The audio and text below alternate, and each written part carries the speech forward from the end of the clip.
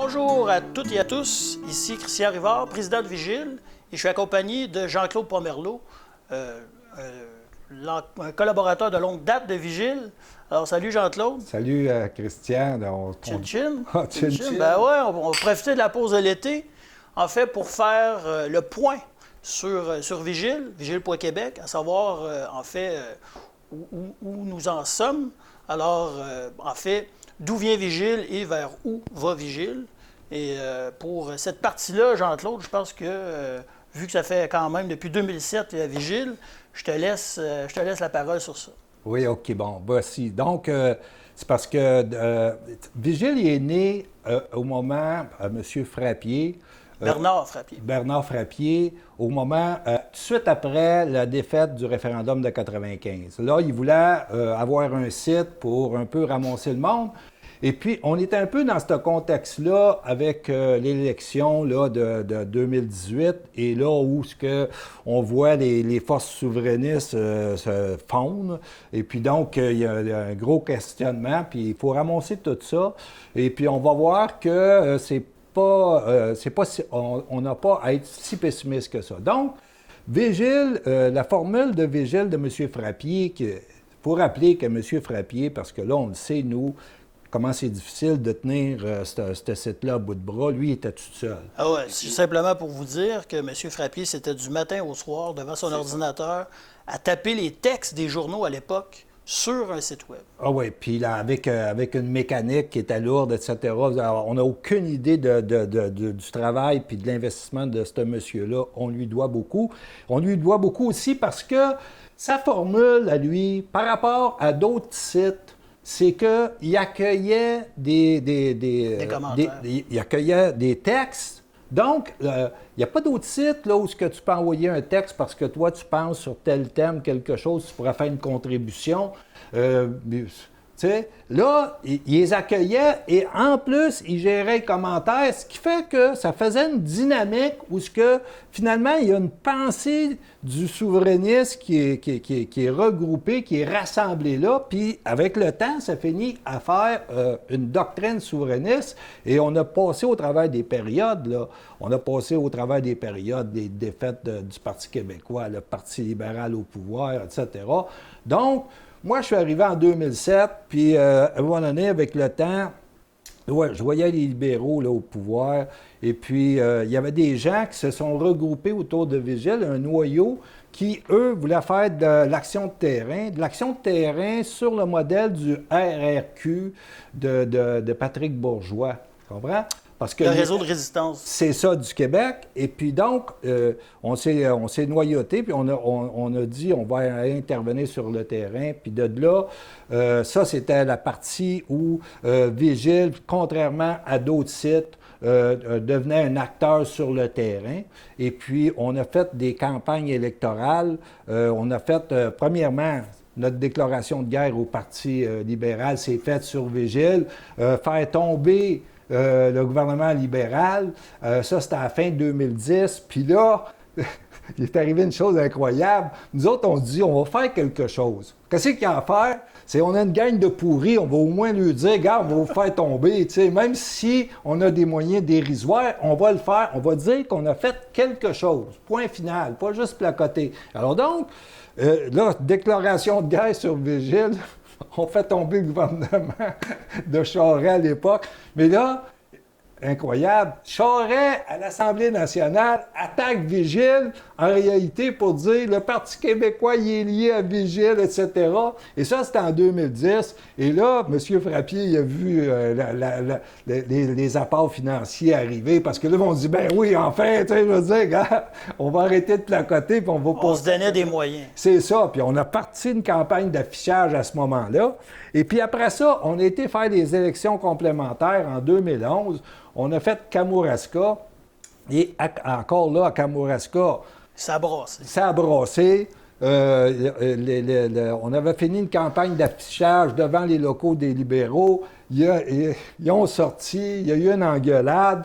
La candidate libérale avait fait une plainte à la police. La police se mêle de ça. Mais nous, on avait tout filmé. Alors, qu'est-ce qu'elle avait dit à la police? C'était largement exagéré.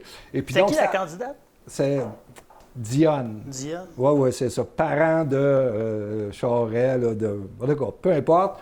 Là, ça a sorti dans les médias, cette capsule-là qu'on avait tournée sur le vif. Et puis, on avait notre affiche, là, de Soyez plus complices de la corruption, tout ça. Puis après ça, on a fait une autre élection complémentaire. Vous avez fait les médias avec ça? Oui. On a tourné en boucle, là. Tu sais, il y avait au moins 500 000 personnes qui ont vu notre affiche. On partait de rien, là. On était 5-6. Puis on s'était dit, avec Vigile, gars, c'est ça qu'il y a à faire, on le fait. That's it. Alors donc, après ça, il y a eu un autre complémentaire. Après ça, on a fait l'élection de 2012 avec un autre site Internet contre Charest, dossier PLQ. Là, on faisait de la documentation, les dossiers Hydro-Québec, la Caisse de dépôt, à partir de coupures de médias de masse. OK, qu'on mettait ensemble, puis là, ça nous donnait une idée. Tu sais, quand tu mets tous les morceaux du puzzle ensemble... On ne peut pas se faire accuser de conspiration. Non, c'était pas quelqu'un qui invente quelque chose dans son sous-sol, c'était juste des éléments d'information validés par des journalistes professionnels. Donc, 2012, après 2014, on est avec le dossier Couillard. Le dossier Couillard, là, c'était une affaire incroyable, c'est parce que ce dossier-là, il part à un moment donné viral. Puis en 2 semaines, on monte à 200 000 entrées. Sur le site Web. Sur le site Web, dossier Couillard. Tu sais? Puis on a eu 17 couvertures de presse, on a eu 7 demandes d'interview, etc. Ça fait que, et puis en 2018, on a fini parce que là, on voyait qu'on était à la fin du régime, là, c'était à peu près certains qui sortaient. Là, on s'est amusé un peu avec le site cccorruption.com, avec les ADEL, les femmes de ménage, pour aller faire le grand ménage de la corruption. Puis on a fini à l'Assemblée nationale. Fait que l'idée, c'était qu'à partir du moment où on n'attend pas le grand soir, première chose, c'est la lutte à mener, c'était ceux qui étaient dans une entreprise de détournement d'État, le Parti libéral de Charest-Couillard. Tu sais. Alors donc, on faisait cette action-là, OK? C'est comme...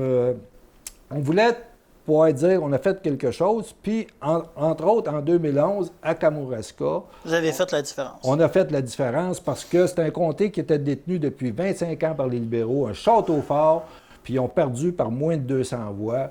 Puis le Parti québécois qui se faisait accuser d'avoir monté toute cette manœuvre-là, il ne savait absolument rien de ça. Tu sais, je veux dire, on s'amusait. On était anxieux de savoir les résultats quand on a vu que le Parti québécois avait gagné. C'est la meilleure performance du Parti québécois, je dirais, des 15 dernières années dans cette élection-là partielle à Kamouraska. Mais c'est amusant de faire ça parce qu'à CC Corruption, je me suis amusé, j'ai fait le site web, on était sur le terrain. Implique-toi pas, là, tu vas t'incriminer. Là. Non, mais quand on est dans l'action, c'est le fun. Depuis automne 2018, les libéraux sont chassés du pouvoir, la CAQ est là présentement. C'est un parti nationaliste, mais c'est pas un parti souverainiste. Vigile, on est un site web, un journal souverainiste. Notre doctrine, elle est souverainiste. Donc, on sent que les gens, tout comme un peu dans le monde de la politique, sont un peu perdus, ils ne savent pas trop, ils se questionnent. Fait que nous, on tient vraiment à vraiment rectifier ou mettre au point certaines choses. C'est sûr que la mort de Richard, okay, le départ de Richard, le monsieur Lahire, a changé beaucoup de choses. C'est un gros morceau. Richard avait beaucoup réfléchi sur la doctrine de Vigile, comme que tu aimes tant dire. C'était un gros morceau. On faisait des émissions de radio. On était rendu au studio Landry Pitre. Donc, on faisait des émissions de télé. La mort de Richard est venue chambouler l'équipe, mais la réflexion est encore là. Jean-Claude, on sent que tu as pris les bouchées doubles. On te voit, tu es plus présent. Donc, à partir de là, on est encore dans l'action. Puis j'aimerais ça un peu que tu expliques un peu c'est quoi les fondements de Vigile, la doctrine de Vigile du début jusqu'à aujourd'hui et vers quoi on va. C'est ça, c'est que d'abord, il y en a qui sont complètement désarçonnés par le résultat des élections parce que c'est un peu comme le deuil du rêve pour du monde. Mais pour nous, puis avec Richard, au cours des dernières années, c'était devenu très clair que le cadre stratégique qui reposait sur un référendum, etc., ça, c'était flushé pour nous autres, OK? Et donc, quand arrive le résultat de l'élection, il arrive un parti nationaliste, c'est comme si la population avait, tu sais, comme nous autres, flushé le référendiste et... pour expliquer ça, parce que tout le travail qu'on avait fait avec Richard, on avait toutes les notes puis tout ça. Donc, j'ai fait une série de vidéos là-dessus, la fin du référendisme, le droit à l'autodétermination qui est une fiction, etc.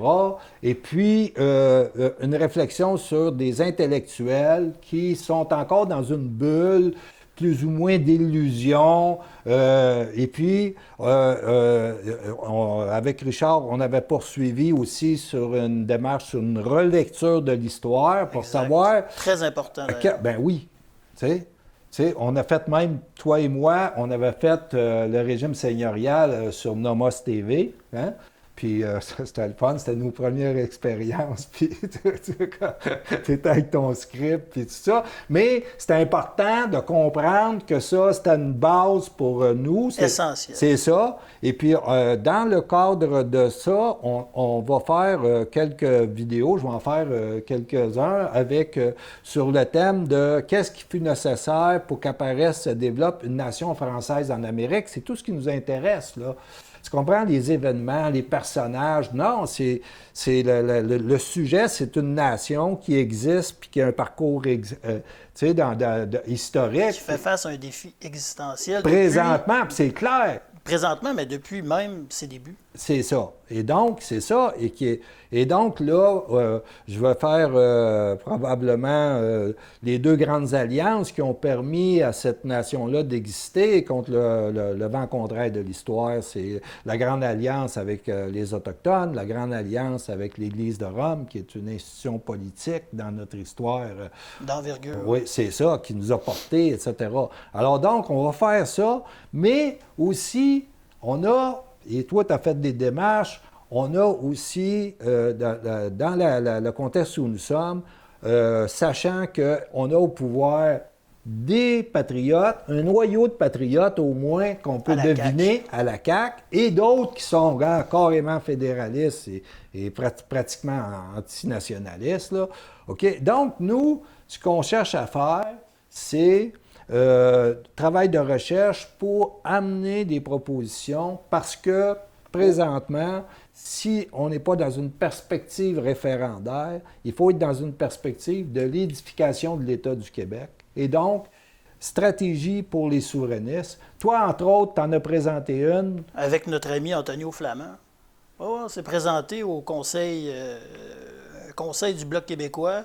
Puis, on a distribué énormément de dossiers, notamment sur la péréquation. Tu en as fait une vidéo, d'ailleurs, tu l'as expliqué. C'est un peu l'idée de, la position que le Québec devrait prendre par rapport à la péréquation. On l'a remis au Bloc, lettre morte. Oui. Et vous pouvez le lire sur Vigile, sur la péréquation. C'est une position éditoriale de Vigile. Fait que le grosso modo de ça, c'est que les souverainistes, ça s'explique pas, là, que les souverainistes sont dans une posture de défendre la péréquation. Alors que, c'est simple, la péréquation, c'est un programme fédéral qui est venu remplacer le pouvoir de taxation directe qui appartenait au Québec, qui a été cédé pendant la dernière guerre et qui n'a pas été remis au Québec. Et donc, la péréquation est venue pour remplacer ça. C'est une tutelle, OK? Alors, nous, ce que... Ça a été après que Duplessis ait arraché les impôts. Oui, c'est ça. C'est un geste majeur. C'est ça, qu'on explique tout dans le texte, c'est très clair. Et puis qu'on leur dit, gars, vous dites au Canada que ta péréquation, OK, et nous, ce qu'on veut, en contrepartie, on veut juste récupérer notre pouvoir de taxation. Fait que, ou vous êtes d'accord, ou vous n'êtes pas d'accord. Si vous n'êtes pas d'accord, arrêtez de nous parler de la péréquation. That's it. C'est simple que ça. Il y a d'autres dossiers qu'on monte. Mais pas d'écho, toi. Exact, mais c'est pas grave. Mais t'es là, toi, dans les instances du Bloc. Exact. Mais il y a d'autres dossiers. C'est sûr qu'on vous en fait pas part parce qu'on garde ça pour l'instant un peu dans l'ombre. Mais si on voit que, ça n'aboutit pas, on va le mettre sur le site. Fait que vous allez, comme l'histoire de la péréquation, vous allez comprendre un peu, grosso modo, ce qu'on fait. dans l'ombre, mis à part de mettre les textes sur le site et de réfléchir. Il y a de l'action faite auprès des décideurs politiques. Oui, c'est ça. Et puis donc, il y a beaucoup de travail parce qu'il y a un travail dans... Il y a un travail dans la cuisine qui n'apparaît pas dans la vitrine, disons, OK? L'arrière-boutique. Fait que c'est du travail de fond. Ça fait quelques années qu'on a des projets en développement. C'est très sérieux. Il y a des gens qui sont très sérieux, qui sont liés à ces projets-là. Et puis donc, on veut faire cheminer ça vers le pouvoir décisionnel. Et là, si on réussit notre mission, personne ne va savoir que c'est Vigile qui a amené le matériel. Mais si, pour une raison ou une autre, ça ne réussit pas, on va faire pareil comme le document qu'on avait fait pour le bloc. On va le publier sur Vigile. Et là, vous allez savoir le travail qu'on a fait dans les dernières années. C'est beaucoup de recherche puis de réflexion pour structurer cette information-là, mais toujours en fonction d'un cadre, un cadre stratégique qui est, on n'attend pas le grand soir, on est dans l'action. Bâtir la Maison du Québec, puis gars, sans égard pour qu'est-ce que peut penser le fédéral, c'est brique par brique, morceau par morceau, et nous, on travaille là-dessus, et c'est concret, et pour ce qu'on a eu d'échanges avec des gens sérieux, ça passe le test pour le moment. Comme plusieurs savent, Vigile a été attaqué en cours. Ça a coûté énormément d'argent. On a encore un arriérage de dette qui est assez, je dirais, assez pour faire mal dans la gestion du quotidien. Donc, on fait beaucoup de travail, plus sur le bénévolat maintenant. Il y a des modifications sur la plateforme qu'on peut plus ou moins faire parce qu'on a moins de sous que la normale. Donc, c'est sûr que je fais une demande à nos lecteurs, à nos fans. Écoutez, si vous avez Vigile à cœur, donner, c'est important pour qu'on puisse, je dirais, on a la tête sortie de l'eau, mais là, sortir de l'eau complètement pour pouvoir mieux agir, puis être plus efficace encore, puis de peut-être emmener Vigile à un autre niveau. Donc, c'est nécessaire. Puis bon, écoutez, c'est les circonstances de la vie. On a fait de notre mieux. Je pense que Richard avait quand même une bonne stratégie. Bon, les circonstances ont fait que ça a perduré dans le temps. Bon, est-ce qu'on... Il faut dire que ces poursuites-là arrivent après les attaques contre le Parti libéral. Oui, exact. C'est une coïncidence, donc. C'est ça, tu sais. Mais qu'il reste de ça, et je suis au courant, une dette d'honneur vis-à-vis une personne qui va se reconnaître si elle écoute, et puis qu'on arrive difficilement à honorer, puis ça, c'est un grand malaise pour l'équipe de Vigile. Parce que quelqu'un qui arrive comme ça puis qui dit, gars, je vais vous donner... On parle pas de quelqu'un qui est riche, là. OK? Alors donc, c'est ça. Et on a des obligations, puis on aimerait mettre ça en arrière de nous. OK? Exact. Alors, puis, il faut comprendre que le match n'est pas fini. Au contraire, l'échiquier était balayé parce que c'était un échiquier perdant. Et là, on repart. On change de ronde. On change de cadre stratégique complètement. Et là, on a des gens qui sont au pouvoir, qui contrôlent l'État. On a repris le contrôle de l'État. C'est important de le comprendre, OK, qui était détourné par le régime libéral. Et là, il y a des gens qui peuvent faire des choses, comme on a vu avec la Charte, qui est un match politique majeur avec le Canada. Comme on va voir encore avec le pipeline Énergie Est, qui, selon le premier ministre d'Alberta, Kenney, là, c'est aujourd'hui, dans le journal. Il dit, gars, on va l'imposer le passage au Québec. Fait qu'imaginez-vous le match qu'il va y avoir à ce moment-là. Alors donc, nous, on doit se préparer, être en fonction, comprendre l'ensemble du tableau. D'ailleurs, j'avais travaillé beaucoup avec M. Lehir sur la géopolitique des pipelines pour comprendre comment cette game-là, on peut la jouer. Ça, c'est important, ça. Pas se faire surprendre parce que, regardons ça, ils nous imposent ça aujourd'hui. Non, regarde, ça fait longtemps qu'on le peut venir, puis regarde, on a une stratégie, puis on a une réponse. Oui, puis dans une des capsules qu'on avait fait, on disait aussi que probablement que le pipeline RJS aiderait à faire la Grande Alliance, à nouveau la Grande Alliance avec les Premières Nations.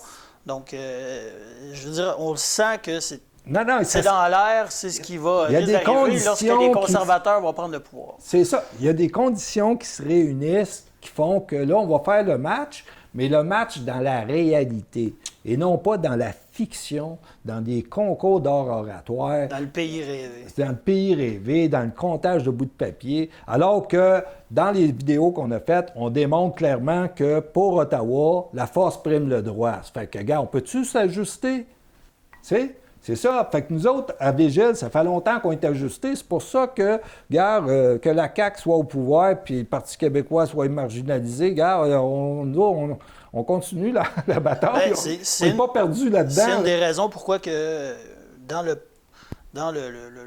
on vous dirait le fait qu'on fait cette vidéo-là aujourd'hui puis qu'on essaie d'expliquer d'où va Vigile, c'est qu'on sent que tout ce changement de paradigme-là, auprès de nos lecteurs, moi, je reçois des courriels, les gens, ils se sont un peu perdus par rapport à Vigile, mais inquiétez-vous pas, on est dans le ton. Nous, on croit qu'on est dans le ton. Puis, je pense qu'il y a un renouveau nationaliste qui est fort, quand même. Sur des bases solides. Sur des bases solides. Puis ça, c'est une maudite bonne nouvelle. Puis Vigile, on avait fait cette lecture-là, puis on est content de voir que ce qu'on avait deviné, ce qu'on avait lu, ce qu'on avait vu, c'est réalisé.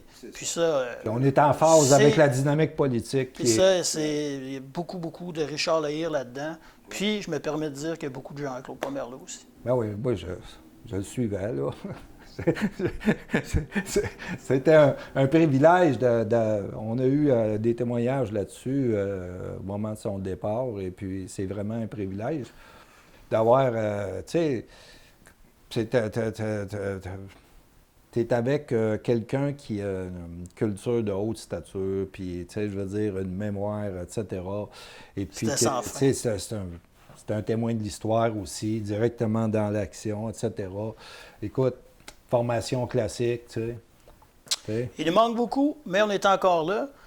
Puis vers quoi qu'on s'en va dans les prochains mois, prochaines années, c'est intéressant. Puis toutes sortes, encore les dossiers, comme on vous disait, de l'action, peut-être quelques modifications sur la plateforme. Je veux dire, Vigile est toujours vivant, toujours plein d'énergie, plein de motivation, plein de bonnes idées, plein de réflexions. Il ne faut pas s'en faire. Je pense qu'on vit un petit moment creux au point de vue financier, mais lorsqu'on va avoir, je dirais, passé à travers cette étape-là, on va emmener Vigile à un autre niveau. On a une jeune équipe avec nous. Là, on est 2 à l'écran, là, mais on est plusieurs. Et maintenant, on a une collaboration avec un studio qui est super. Oui, qui est venu s'ajouter, hein, parce que par intérêt pour le travail qui était fait et les réflexions, OK? C'est ça qui est... Là, ça amène le studio. Alors donc, puis aussi, les gens, les projets de fonds qu'on travaille, il y a des gens là-dedans qui sont sérieux, qui ont de la prestance, et puis qui sont comme dans le réseau discret de Vigile. Mais à partir de ces gens-là, on a des courants de communication. Alors donc, on essaie d'influencer la dynamique politique, mais au niveau du pouvoir. Là. Des jeunes dynamiques, des gens moins jeunes, mais avec beaucoup d'expérience. Regarde-moi pas. Là, je parlais des gens dans l'ombre. OK, parfait. Hey, une autre petite gorgée. Hein? C'est ça. Ça fait qu'on fait une pause pour l'été, puis faire le point, mais on s'en vient avec... Ouais. Fait que lâchez-nous pas, puis pensez à nous, faites un petit don, ça va nous aider grandement, puis on se revoit en force cet automne. Salut, bon été. Bon été.